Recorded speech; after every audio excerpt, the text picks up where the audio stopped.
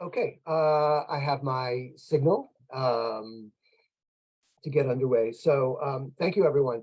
Hi to all our attendees in the United States, Palestine, Israel, other places in the world. This is the latest Partners for Progressive Israel Conversations with Israel and Palestine webinar. My name is Ron Skolnick. I organize this series on behalf of Partners for Progressive Israel. Delighted you were able to attend today. In a moment, I'll hand things over to today's discussion moderator, Gili Getz. Before that, I'll just note that Partners for Progressive Israel is a U.S. not-for-profit organization. It is dedicated to the achievement of a durable and just peace between Israel and its neighbors, and that, of course, includes an end to Israel's occupation. Partners supports Israelis working to ensure social justice, civil rights, Jewish-Arab partnership, and equality for all of Israel's inhabitants. And the organization seeks to deepen Americans' understanding of the complexities of Israel and Palestine so that they can better advocate for a progressive future for all the inhabitants of the region. Now, Partners, as you probably realize, is bringing this webinar to you for free. But if you enjoy it and you want to encourage programming like this, please visit progressiveisrael.org, and you can make a contribution. Quick housekeeping note about the chat and Q&A. Both are open. The purpose of the chat is to allow the audience to chat amongst themselves and have discussion. If you wish to ask a question, please put it in a Q&A. The panel is not going to be monitoring the chat for questions, so it's very important if you have a question that you'd like answered, place it in the Q&A, and that way it will come to the attention of our moderator and our panel. Without further ado, let me introduce our panel, and we'll get underway. Mr. Musa Salah is a Virginia resident and an American citizen who took AP Calculus for 20 years in Washington, D.C. Prior to that, Musa ran Cambridge's computer program at the Abu Dhabi International School in the United Arab Emirates. He holds a BA in mathematics from Rutgers and MA in education from George Washington University. His family deeply values education, and they donated their land near Bethlehem for the now demolished Jubb Al Dhib School. Donated it so the school could be built, and it has since been demolished. Musa's co-panelist is Ms. Nisreen Malley. She is the Senior Advocacy Coordinator at Rebuilding Alliance, which is a nonprofit dedicated to advancing equal rights for the Palestinian people through education and advocacy.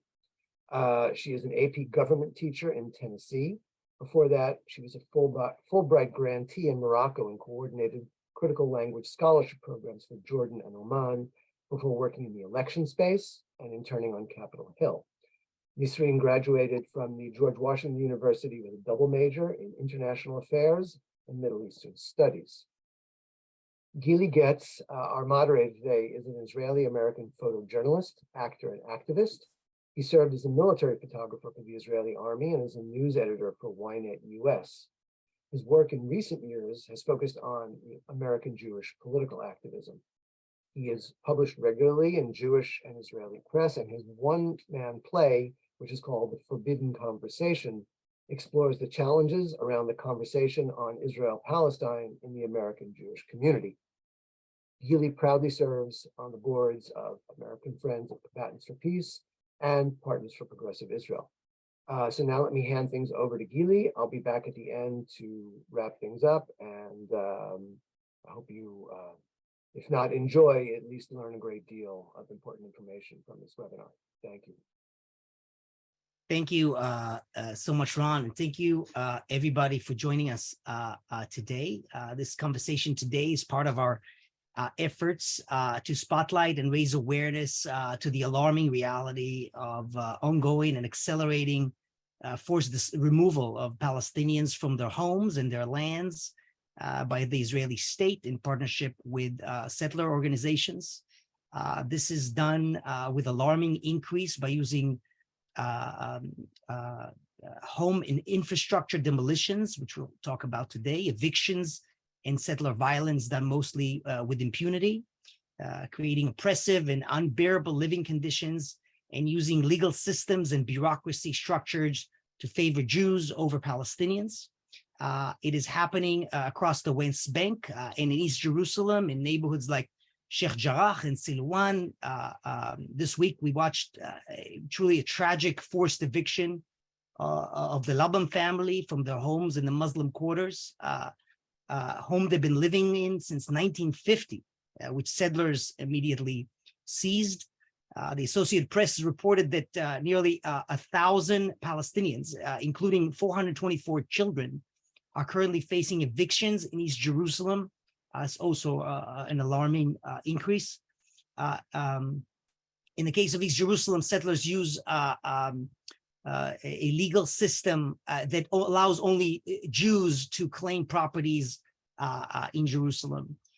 Demolitions also happen in the Jordan Valley and in Masaferiata that are in Area C of the West Bank, which is the focus of today's conversation, where communities are living under threat of mass expulsions that was approved and will be considered a war crime according to the largest Israeli human rights organizations and international law.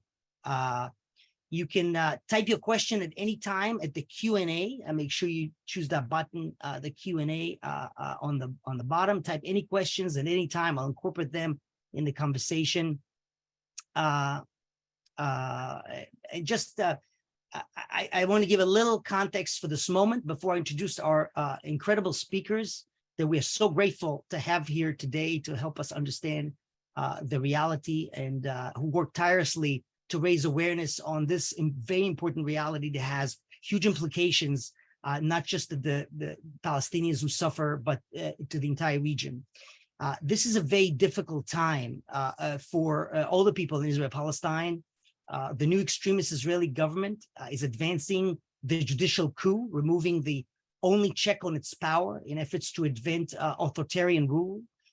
It increases police violence under the control of a terror-supporting Jewish supremacist Itamar Ben-Gvir against the historic and inspiring mass protest movement in Israeli Jews determined to stop the coup. Increasing violence in the West Bank, including the invasion of Jenin. There are growing fears of civil war, as Tom Friedman wrote in the New York Times this week, challenging the establishment in Washington. He wrote in all caps that the Biden administration has to reassess its policy toward the Israeli government. The government is made up of Jewish supremacists and is accelerating its effort to annex Area C of the West Bank, giving Finance and Occupation Minister Bezalel Smartage unprecedented authorities to advance annexation and apartheid.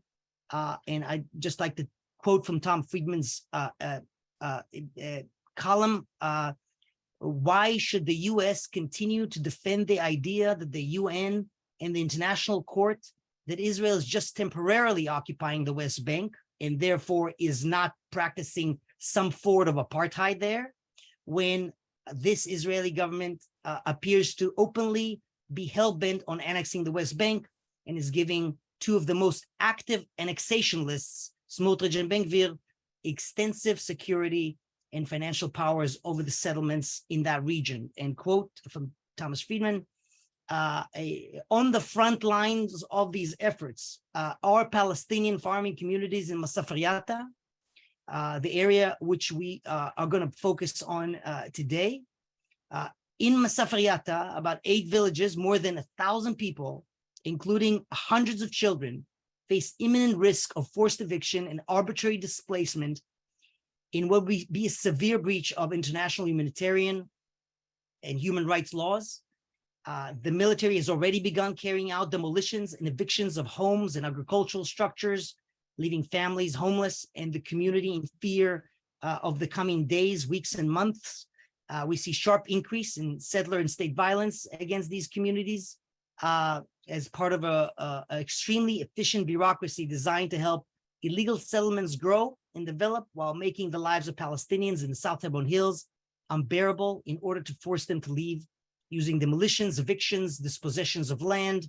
These efforts include denying of almost all building permits and systematically demolishing homes, infrastructure, schools, which we are going to focus on today, in which 2 schools have already been demolished and school building material confiscated, water supplies, destruction of animal shelters, roads, limited access to farming land, and so on and so on, all while Israeli settlements and legal outposts right next door are supported by the states and developed. I visited Masafriata many times. I'm in contact with friends almost every single day, and I see the annexation happening in real time. There's a great cover story in the Nation magazine. We'll put about Masafriata. We'll put a link in the chat at the end. It's a must read by some extraordinary journalists. To understand all this, we are so grateful to our speakers today, Musa and Nisreen, and thank you so much for being with us.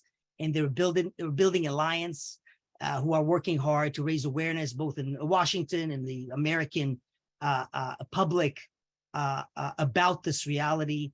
So, Musa, maybe we can start with you. For you are in Palestine at the moment. Can you tell us a little bit about your background, how you came to this issue, and the reality of schools and Masafriata education? I'm an education specialist, and this is everything that I do is education. Everything that I devote my life for is education. I've taught for more than 25 years in 3 different continents. I've taught in the United States for 25 years. I've taught in the United Arab Emirates, Abu Dhabi for 5 years. I've taught in Jerusalem way back when my hair used to be black. And my family donated the land to build the school on Jubb Al Dhib. And that was in 2016.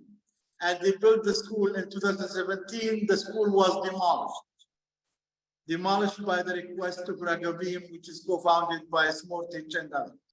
Now, the school was rebuilt by the community in 2017 and the help of the European Union, at which the students were attending school on a regular basis till May 7th of this year. Now, when we've been back and forth supplying documents and everything went fine. The school was going on okay. The playground was fine. The facilities for the school was fine. Till the election, the new election of the Israeli government and the winning of Smartage and Ben-Gvir and this government.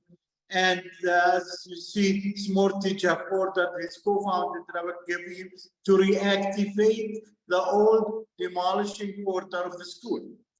And he gave us 60 days.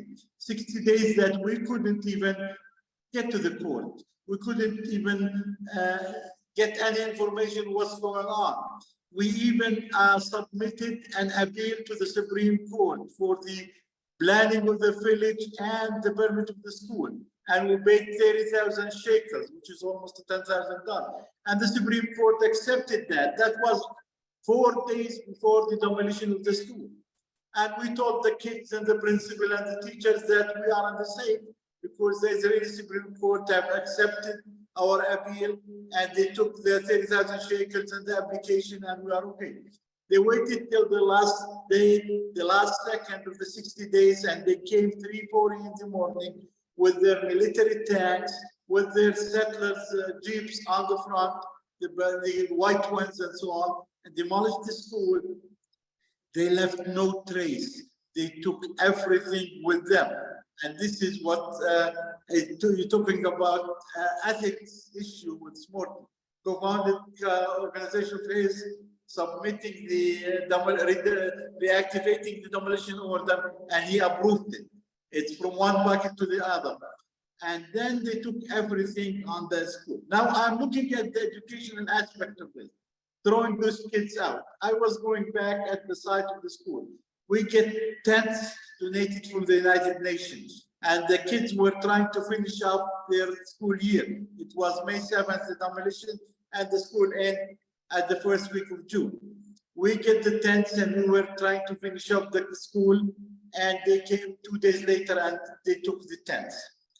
And then we start having removable tents of our own to get the kids to get classes to finish up the school year. I was looking at those kids' eyes, I'm 6 years old, 7 years old, 10 years old, and I'm looking at the educational aspect, but at the same time, I'm looking at the mental health issues that are developing. And, you know, I'm being an educator. I used to sit with my students and tell them what's going on, what's going on in your neighborhood and all of that. And they used to come and tell me that they knew that something happened in their neighborhood. Here, something happened in their school, their supplies, their desks, their notebooks have been gone. What is developing in their heads? I can't guarantee what kind of behavior they're going to have 10 years down the road. Are we planning for seeds for bridging and peace, or are we planning for gaps and furthering people apart? I discovered after the demolition of the school that there is 58 other schools under the threat of demolition. And based on Raghavim social media, they have 100. And now we are talking about schools and this infrastructures and building and so on. And this kind of issue in my village, the village that I was born in, and I came back as my family donated the land. It's a private land to the school. 90% of the land of the school is Area C, and only 10% Area B, and 10%. Many homes in that village are under threat of demolition. And we were supposed to get Area C back based on the Oslo Accords. Area C was occupied in 1997, and we built infrastructures, we built clinics, and so on. If we are not getting it, and we are even not having less than 10% of our land in that area, where are we gonna go? What are the plans? We have another school in the village, to get you clear. It's a house in a private home at which we have 40 kids per classroom in garages. We don't have enough schools in the village. And this is one of the things that we are facing. I mean, I'm trying to get to the other issues. I'm just talking about safeguarding the Palestinian schools. And I do believe fully that safeguarding the schools is safeguarding the Israelis and safeguarding the Palestinians and safeguarding everybody. Because, you know, a normal schools environment and educational environment to provide a state of mind and provide a positive hope for the future, instead of having this kind of misery that we are going through right now. And you mentioned something at the beginning. I mean, I can tackle that in another segment, but this is what happened in our school. And Musa, just to clarify, these are elementary schools. These are elementary schools for Yes. kids. What ages? What's the ages of the children that are going to that school? Grade 1 through 4. I don't know what kind of security risk grade 1 through 4 have on the security of the state of Israel. And the occupation. Grade 1 through 4. And the occupation doesn't provide an alternative to educate to these kids to learn. So these are elementary school kids. When their school is destroyed, the occupation doesn't say they should go to a different school. They don't provide any other ways. No, they have no other, they have nothing whatsoever. And one of the excuses for the demolition of the school was the school is not fit for natural disaster. 5 rooms, 1-story are not fit for natural disaster. I don't know what natural disaster they are talking about. Are we having earthquakes? Are we having hurricanes? I don't know. They are the most safest structures because they are 1-story, 5 rooms. They are not high, and we were not allowed to add, fix, paint, or anything to the school since 2017. We are not allowed to do any kind of improvement, and they gave us a reason that is not fit for natural disasters. Yeah, thank you so much. It's obviously ridiculous reasons that they find. Nasreen, can you tell us a little bit about your background, how you got to that, and how and a little bit about where you find the reality is? Yeah, absolutely. So I started working for Rebuilding Alliance almost 2 years ago, but I am Palestinian American, and so this is, you know, something that even just from my background has always been at the forefront of things that I care about. But then schools in particular, I'm also a teacher. So the confluence of those two things, it's very natural for me to do this kind of advocacy. But then when we look at Rebuilding Alliance also as an organization, it was formed to help Palestinian families build homes and schools. And so one of the first things that we did as an organization was build a school in the West Bank in Area C in 2003. And soon after it was built, it received demolition orders alongside essentially the entire village, right? So we started reaching out to Congress after the entire village that we were building this, it was actually a kindergarten, building this kindergarten in came under demolition orders. And the advice that as an organization we received was, maybe asking Friends of Israel to weigh in could be effective in preventing that demolition from happening. And we have seen it be effective. So the approach of sort of reaching out to Congress, encouraging that kind of either quiet diplomacy or even public diplomacy, it can be very effective in preventing demolitions from happening and sort of acting as a check on what is largely unchecked. I can go into more of the information that we talk about in these briefings, or more. We know that sometimes external pressure works where there is enough pressure, they'll think twice before demolishing a playground or school, or do a mass evictions, the ones we play. And obviously there are incidents of Susia that where international pressure works, and the international community also tries to donate to the schools and bring education. So I would love to hear your experience in advocacy, something we are asking everybody to do, engaging with the American lawmakers, how they think about this, what type of reaction you get when you bring up this issue of education and demolitions, what type of response you're usually getting? Yeah, so it really actually varies. It can vary largely depending on what office you speak to. Some offices are really engaged on this and they know a lot more than other offices. Some offices have a little bit of an understanding of, areas A, B, and C, a little bit of an understanding of, there is settler violence. But when it comes to specifically education, the response that you get when speaking about education is largely positive.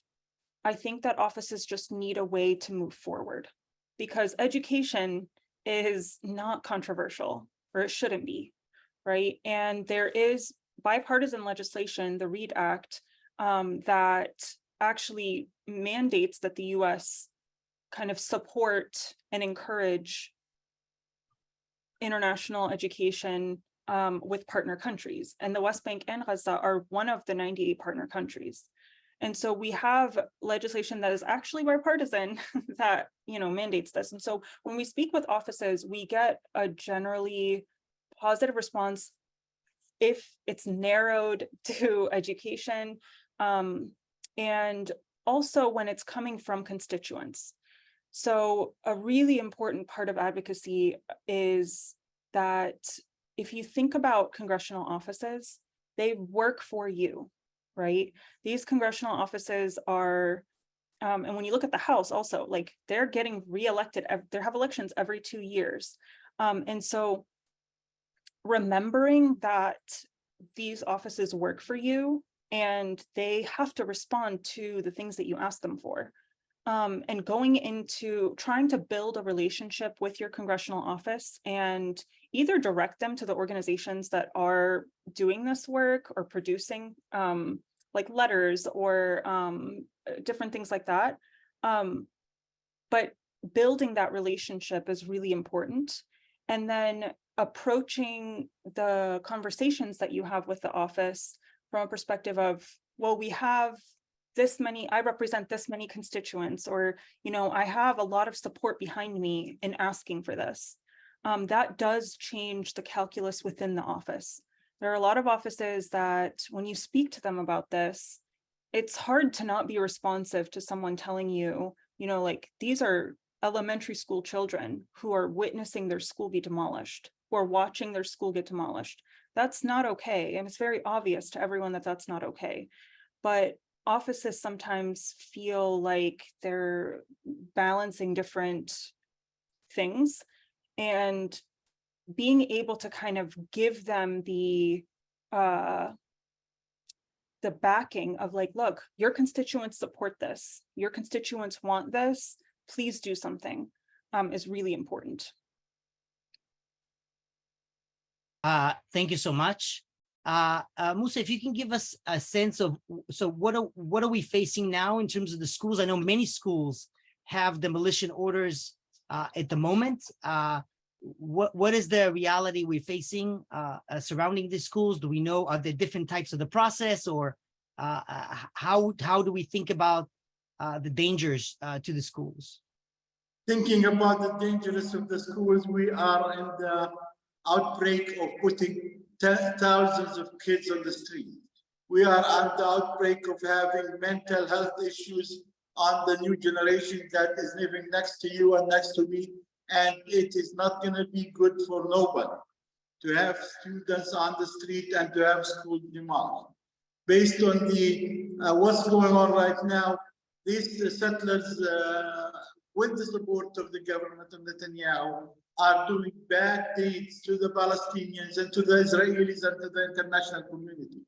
Having, this kind of behavior and going into the Palestinian community and demolishing homes and schools and infecting people is creating a problem. We have the natural order of things, laws of physics. For every action, there is a reaction, equal magnitude and opposite direction. The more they're gonna invade and the more they're gonna demolish and the more they're gonna affect, the more problems they're gonna face. The only way out is to extend your hand and find to build bridges and to protect the learning environment and to protect the schools, to have a kind of sound return back to reach at you. What's going on right now is not on the benefit of the Israel, nor the Palestinian, nor American, nor the world. Having settlers with their chainsaw chopping down 500 years old olive trees in 5 seconds. This is the livelihood. This is the source of the livelihood of many Palestinian villagers. This olive trees and stuff. They go down there and they will do that. It's just, and some they get to the point of burning homes with families inside and all of that. This kind of behavior should not be allowed. Now you asked about the reaction of the congressional office. They understand the situation, but there is a kind of block in the Western Washington. It's controlled by AIPAC. They are hijacking the Jewish voice. And they are, this is something that we need to understand. This is something that they need to know. They can't be hijacking all Jewish voice. We have people like Bernie Sanders, we have people like Nahum Chomsky, we have people like the J Street, we have people like the Jewish Voice, we have people like the Ben Salim and others who came to my school and met with me on the ground of demolished schools. We need to stand up and we need to start speaking up. And if they tell to the point, we can't condemn or criticize Israel. This is gonna be, but for God's sake, this is very serious issue. This is, we need that. If you are for Israel, you should not be allowing this thing to happen. You should not be allowing demolishing schools and demolishing homes and evicting people. You should not be allowing homes to be burned. You should not be allowing trees to be cut. You should not be allowing. And how many apartheid walls do we have to build? Are we? The settlements outposts are coming. Every 4 miles away from the school that they demolished in Jubb Al Dhib, they started at settlement outpost east of Fort and Bethlehem. I don't know what permit they can provide to that settlement and what legalities they have. This is the thing. Now, what are we facing? the people are, I mean, it's not easy. Looking at what's going on nowadays, people are not in the state of mind that there's some prospect coming on the way. We need to change that. We need to make people think that there's a peaceful way out there. We need to let the kids think that there is peace on the horizon. I mean, at least if we are not initiating a peaceful settlement right now, we plant seeds for bridging, not divides. And this is protecting the school is planting seeds for bridging. Demolishing the school is planting divides and hate and all of that. And this is what is the prospect right now. We need action, and we need action, not today, even last year, but now we have to act today. We have to act tomorrow. We can't wait. And it's important to say this is part of the annexation process. So this is part of driving the communities, the efforts to drive the communities off the land, which is against the policy of the United States, against human rights law, basic human rights law, and all that. Just to add that with AIPAC, we have been extremely critical of AIPAC lack of support for democracy, both in Israel, Palestine, and here at home. They have supported insurrectionists, people who threaten the Jewish community directly. There's been a big divide in our community over AIPAC's tactics and pro-occupation and pro-apartheid advocacy and immense influence over these issues that a reality we are trying to change. So, Nasreen, can you talk a little bit about your experience in the conversation with the broader international community, international law around these issues? I know the some European countries are supporting the schools, have donated to the schools, have criticized the Israeli government for not allowing education or not allowing development of education in these areas. Can you give us a sense of that conversation? Yeah, I think sometimes, so the work that I do is mostly US based. I do know that the European Union and Europeans in general, international advocacy coming from Europe, has been very vocal and very clear when it comes to these kind of illegal actions, international, settlements or against international law. That's also very clear. Personally, I can't say that I've seen that be as effective in general in preventing things from happening. It is effective to an extent, but it has not been enough. It hasn't been effective enough. And so my sense of this is that when we look at US intervention, it tends to be more impactful in some ways. And I can only really speculate as to why, but I will say that having, like when we look at, for example, UN OCHA came out with a humanitarian report in March saying that 58 schools are at risk of demolition. And that's been kind of like the basis of the briefings that we've been doing on this campaign at Rebuilding Alliance. And that number is actually 57 now, right? Because Jubb Al Dhib School, which Musa spoke about, was demolished May 7th for the second time. And since then, we've also seen Ain Samia School receive imminent demolition orders.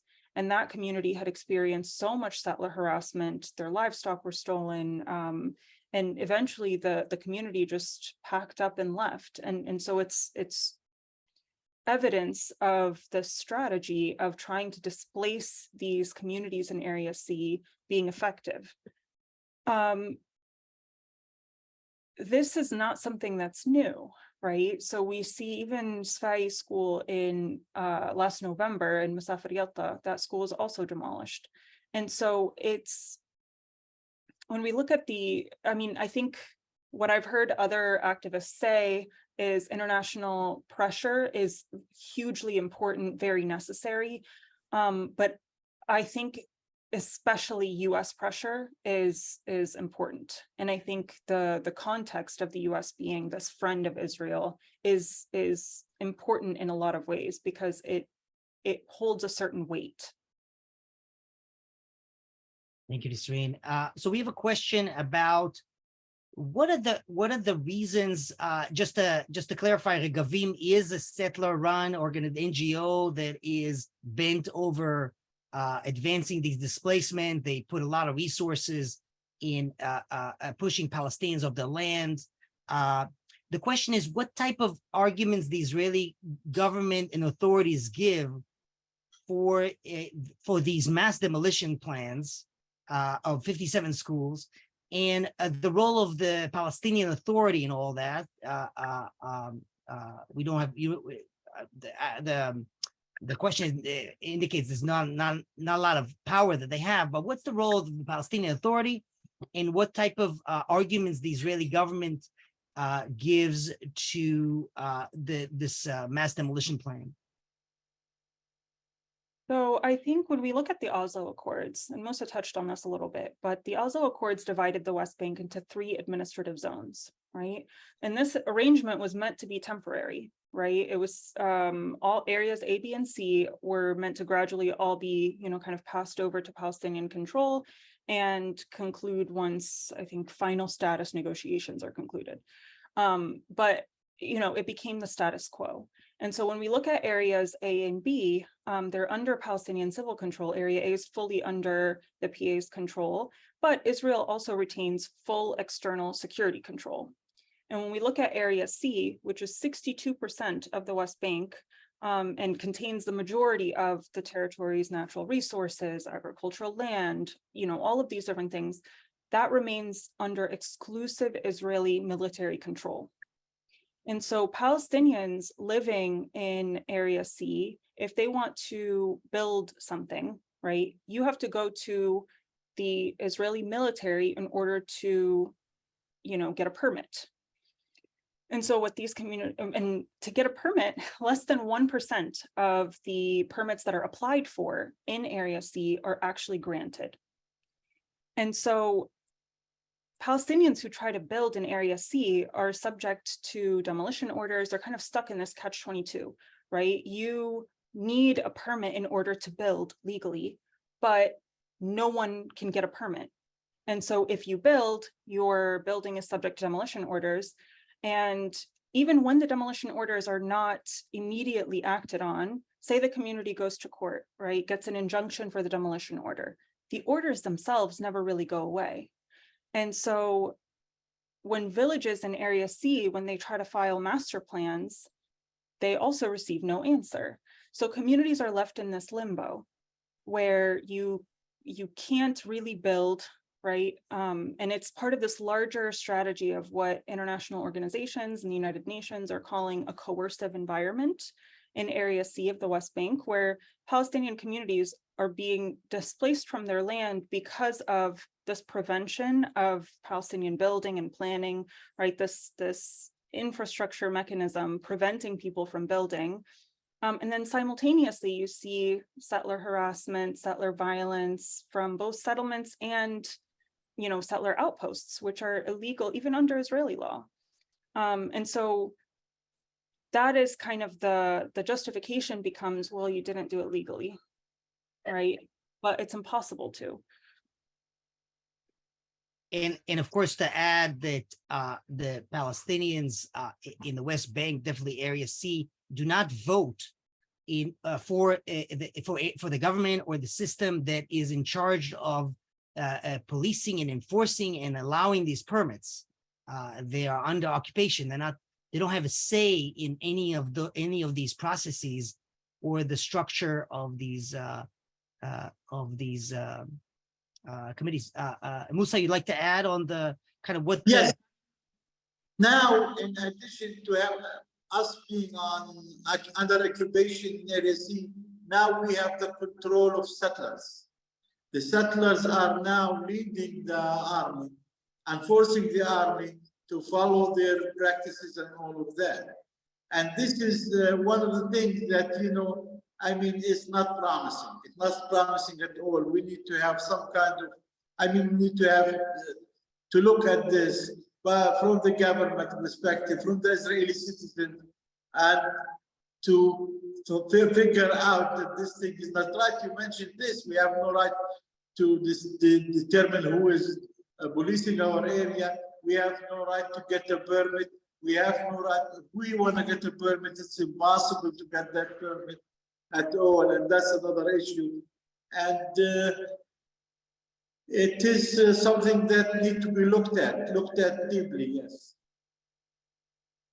I wanted to ask you, and there's also another question about Area C to people to better understand the differences and the kind of the relationship of the community with the military versus the settlers, and obviously in recent months the escalation since this new government came into power with the whole mass eviction plan in Masafriata. So if you can touch a little bit about the difference between the military and the settlers in Area C when it comes to interacting with the communities, people ask to better understand. Well, I mean, we have examples of Smartage going out and saying we have to erase Hawara from here, from the city of Hawara. Or we're looking at Ben Gvir going from one place to the other. These are members of the Israeli parliament. These are right now having more power in terms of the control of the security and in terms of the decision making. And they are sending signals and messages to the settlers and to the community.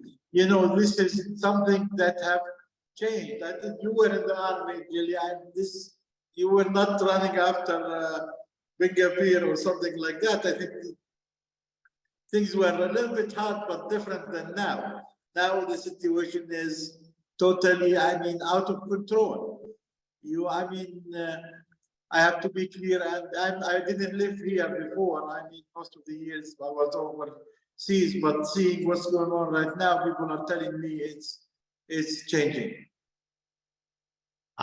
When I visited Masafriata earlier this year, one of my friends told me that the new generation of settlers are much more radical than the former generation of settlers. They are hateful. They don't want any relationship versus the previous generations that try to make it work. I mean, it was still a brutal occupation, but they try to make it work, have some sort of relationship.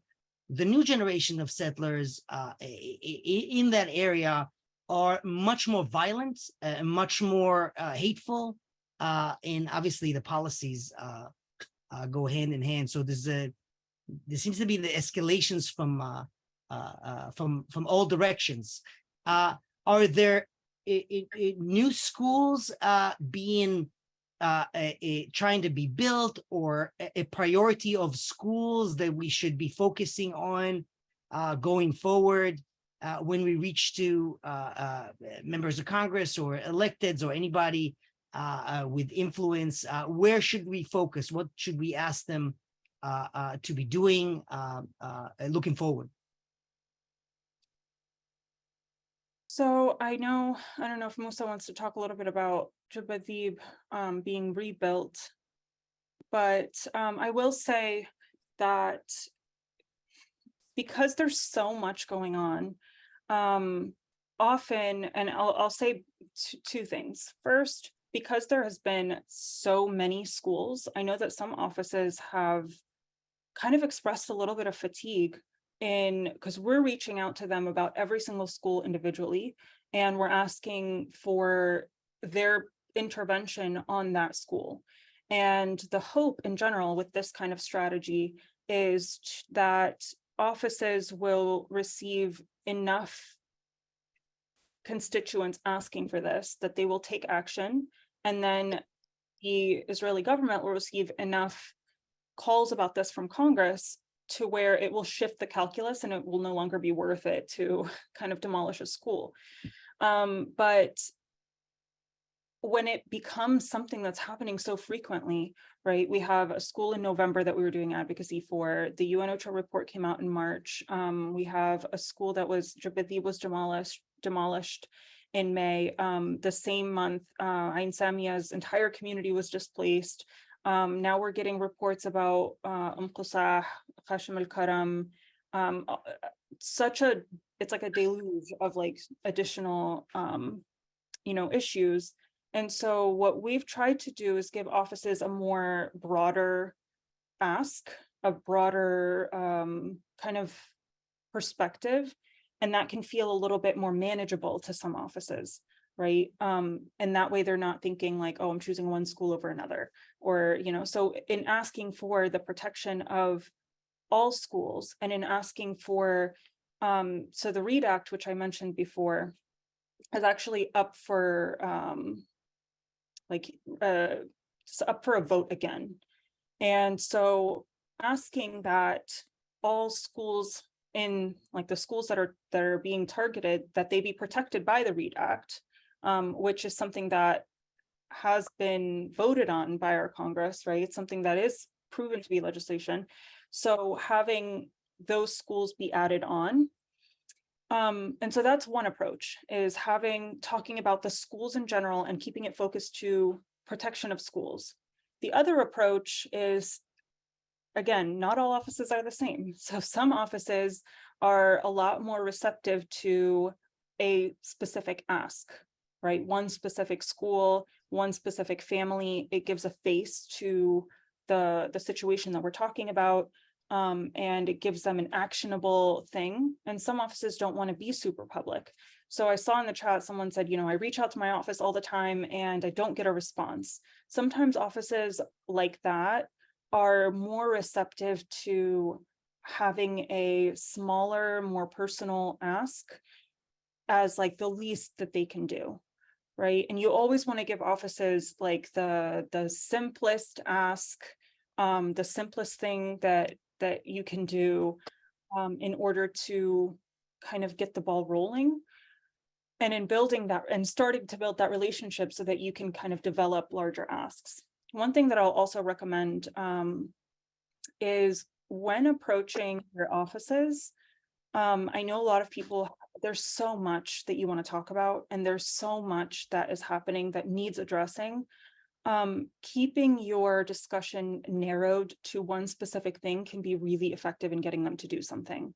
And going into these meetings, especially with offices that are maybe less receptive or with staffers who are skeptical that their office will take public action, is going into those meetings and into the communication with the mindset of what can we collaboratively get achieved. Act like they're your friend, right? This is my friend. Let's figure out how are we going to get something out of this, and ask questions about what they can be done, what they can do and what can be done, right? What can your office do? Oh, who typically handles this kind of thing? Who do you think I should reach out to? How can you help me as a constituent? Kind of framing it as like, oh, what do you think I should do? What is typically done? And putting the responsibility on the office to sort of explain to you what they think can maybe be done can be really effective in trying to get something out of everybody. So if you go into meetings, make sure that you're kind of approaching it from this perspective of we're collaborating on something, right? We want to work together to achieve a common goal. And that can be effective in getting something to happen, as opposed to kind of going in there with justifiable passion and anger that can sometimes make people shut down.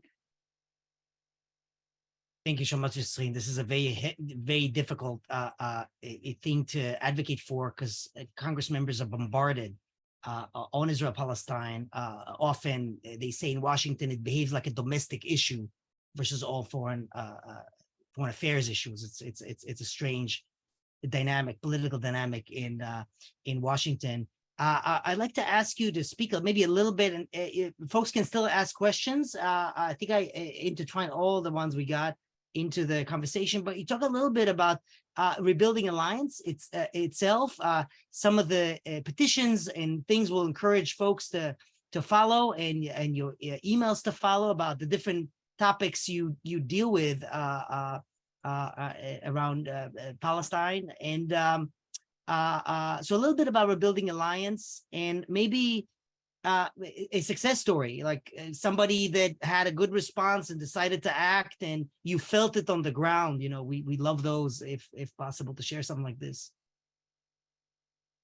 Sure. So Rebuilding Alliance, like I said earlier, it was formed about 20 years ago, and we were formed to kind of help families build homes and schools. And we started reaching out to Congress pretty early on, since like after our founding.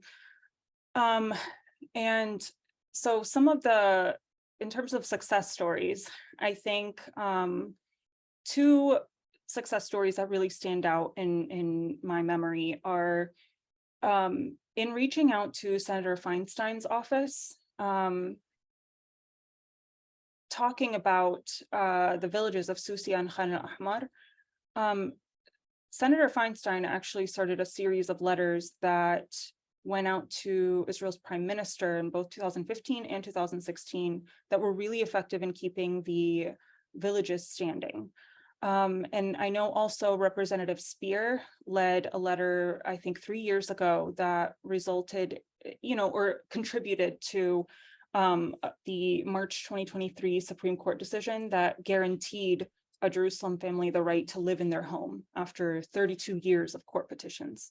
So these personal interventions from Congress people and congressional offices have been effective.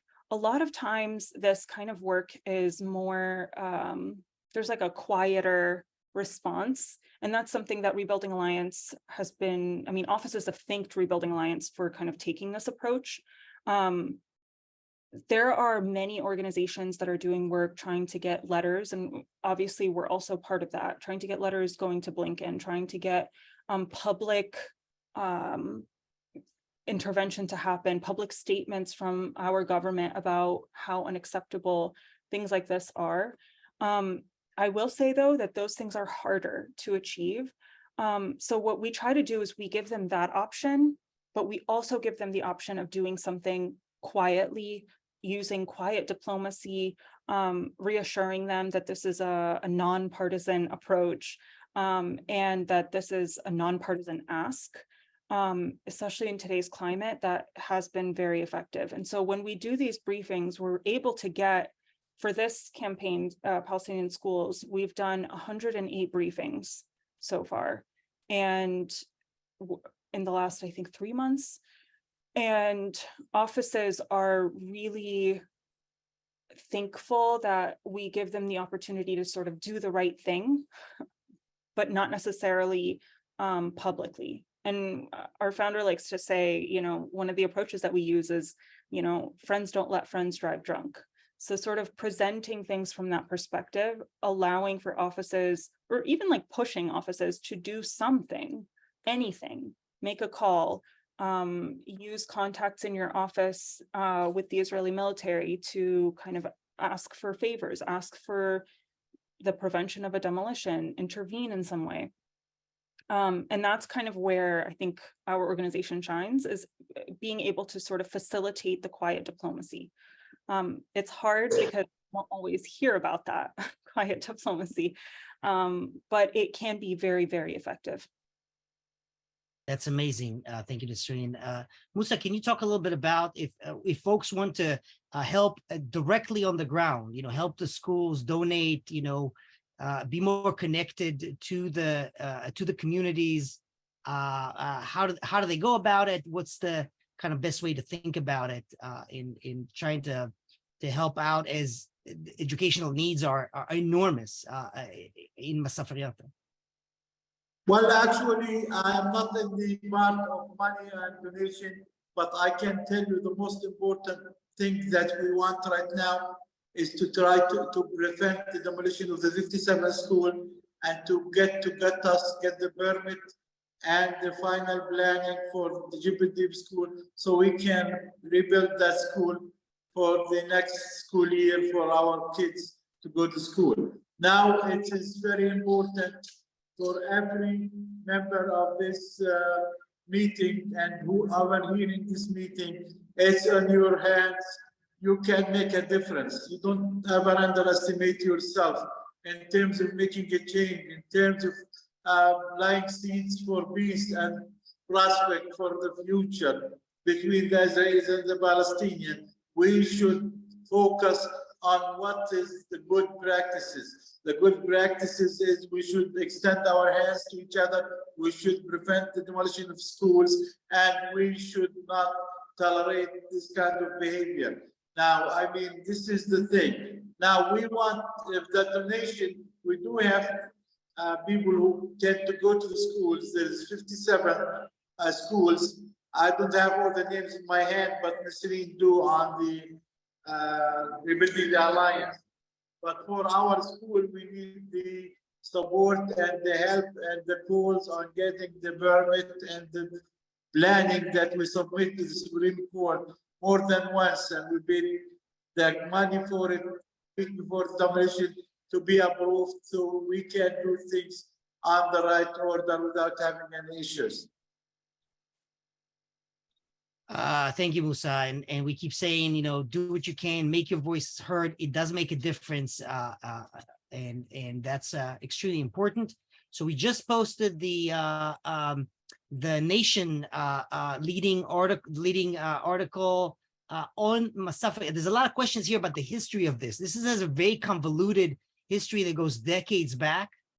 The articles gets into that, how building a military training zone there, and all that is long in the planning, and is part of the effort to remove, expel the communities.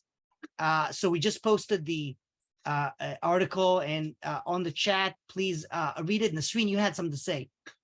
Yeah, I was just going to add that Rebuilding Alliance is very good at getting offices to take meetings with us. We have access to offices, but one thing something that you all can do that's very, very helpful is send the letters that we send out. So I'll put one in the chat that's specific to schools, and opt into email updates. We invite constituents to the briefings based on what district you're in, and that can give you a kind of an entry into attending these briefings and starting to build that relationship that is so necessary in getting offices to do something.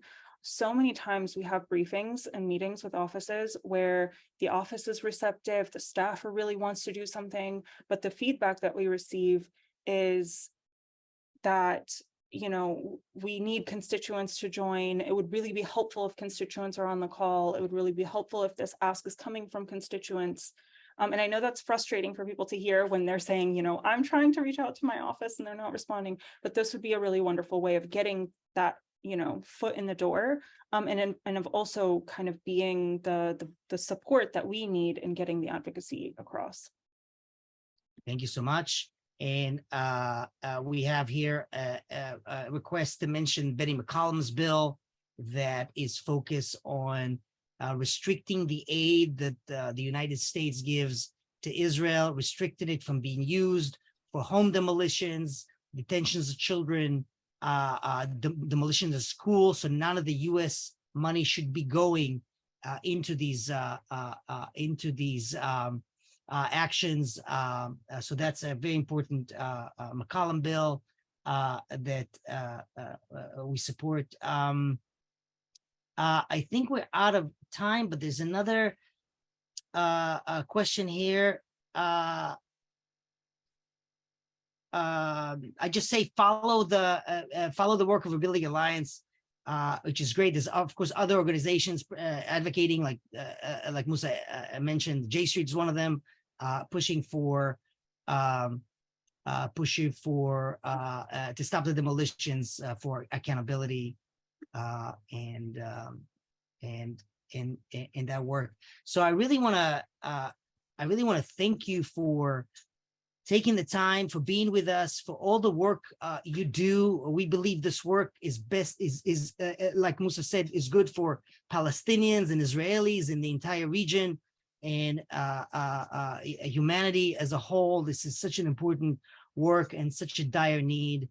And I want to thank you so much for being with us in the work that you do in Rebuilding Alliance. We recommend folks follow, sign petitions, follow the work that is very important. And I think Ron has some closing remarks. There he is. Thank you so much for being us. Thank you, all of you, for joining us. So we really, really do appreciate it. Ron, to you.